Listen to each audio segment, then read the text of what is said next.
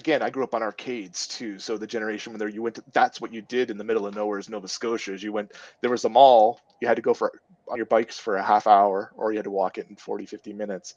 You'd go to the mall, go to the arcade, spend what little 25 cents you had per machine. And the big thing was Street Fighter was always lined up. I played Street Oh, Fighter since the beginning. You want to see competition to this day. It's amazing to think that Street Fighter is still going. But if I go online and I played it, like it was free on the Xbox at one point, I just trashed people and they got so mad.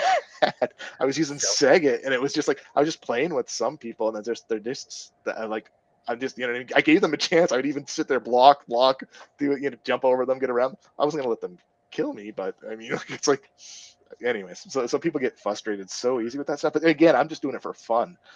I remember my one friend in the arcade. He was playing Street Fighter, and this young kid came in, probably about 8 or 10, didn't know what he was doing, and he put in, like my friend's trying to beat the game, right? The kid put in his quarter to fight him, and my friend thought he was going to just trash him, right? And the kid just sat there and mashed the buttons and yep. beat him.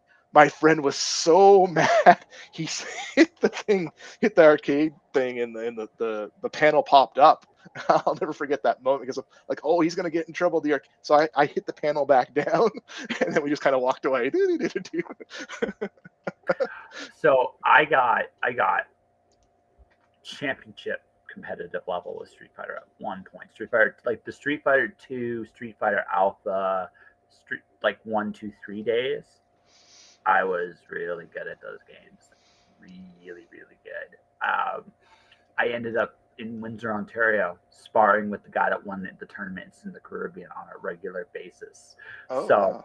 yeah, so I got really, really like it wasn't just Street Fighter. Like it was any fighting game. At one point, I was so good that I pretty much go play a fighting game, figure it out relatively quickly, whether it was Street Fighter or Tekken or Virtual Fighter or Mortal Kombat.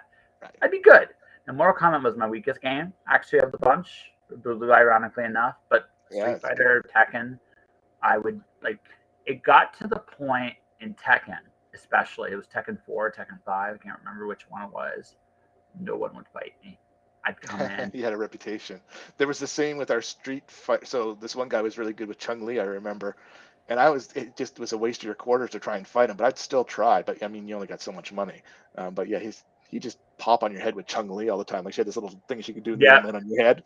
And every time you go to do something, he'd be like, "Oh yeah," uppercut from her, and then he would jump and land on your head.